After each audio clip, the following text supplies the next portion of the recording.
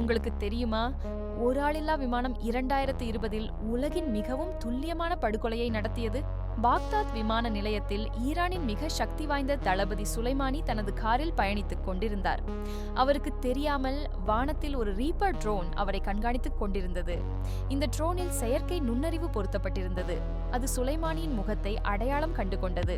பின்னர் ஒரு ஹெல்ஃபயர் ஏவுகணையை வெளியிட்டது. அந்த தாக்குதல் எவ்வளவு துல்லியமானது தெரியுமா? சுலைமானியின் கார் முழுவதும் அழிந்தது. ஆனால் அருகில் இருந்த மற்ற வாகனங்களில் யாருக்கும் காயம் ஏற்படவில்லை. இது நவீன கால படுகொலை தொழில்நுட்பத்தின் பயங்கரமான வளர்ச்சியை காட்டுகிறது. ஒரு பொத்தான் அழுத்தினால் போதும், உலகின் எந்த மூலையிலும் உள்ள ஒருவரை அழிக்க முடியும்.